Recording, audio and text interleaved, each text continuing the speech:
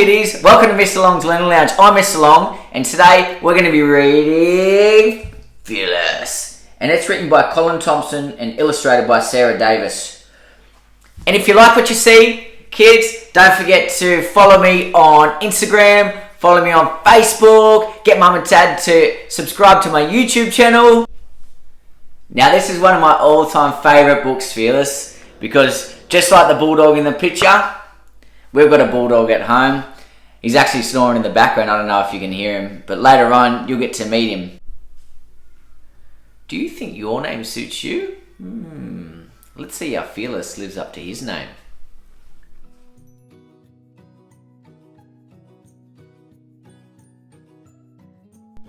When a new baby is born, it's difficult to tell if it'll grow up to be big or small or brave or scared of the dark and spiders. So sometimes babies get the wrong name.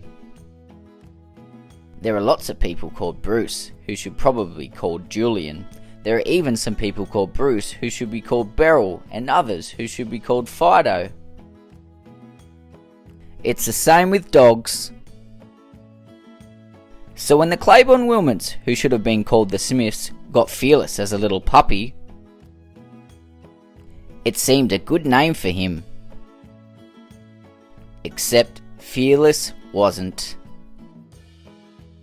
If a car backfired in the street, so did Fearless. House training was hard for Fearless. Bulldogs have big heads, but most of it is very thick bone. They can run into walls and hardly notice, but inside the thick bone there isn't much room for a brain. So Fearless had a terrible time understanding why it was alright to go on the grass, which his dad spent hours mowing, and not on the carpet, which his dad took no notice of at all. He was very careful never to go on the newspaper his mum left lying on the kitchen floor at night, in case she wanted to read them.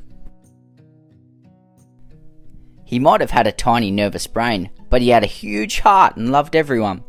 He even loved the vet who stuck needles in him. He loved the vet so much he once licked her contact lens out. After that, the vet always wore glasses when Fearless went to see her. Best of all, Fearless loved children, especially the small one that crawled around on the floor. She loved Fearless too, because when she tried to give her dolls a biscuit, nothing happened. But when she gave one to Fearless, he looked very happy and ate it. Fearless knew that it was his job to protect his family from all the frightening things in the world and be brave, even when he wasn't. There were scary things everywhere. When Mrs. Jones came to the house, a dangerous black handbag used to follow her and sit on the floor by her chair. Fearless would back away growling, "Arrgh," until his mum trapped the handbag under a cushion. I don't know about your dog, but my dog barks at random things around the house.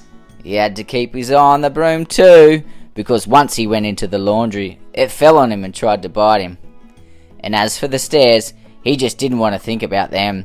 He tried to climb them when he had been a puppy, and they had tripped him up and made him fall down on his head. Fearless was as soft as custard and wouldn't hurt a fly, except when he sat on one once and squashed it. But people who didn't know him used to cross the road because they thought he wanted to bite them, when he was really just smiling hello. And then, one night, Fearless lived up to his name. Everyone had gone to bed and forgotten to lock the back door. Fearless was lying in his bed by the fridge, watching the moonlight crawl across his dinner bowl, when someone opened the door and came into the house. It wasn't one of his friends. It was a man in a funny hat that covered half his face.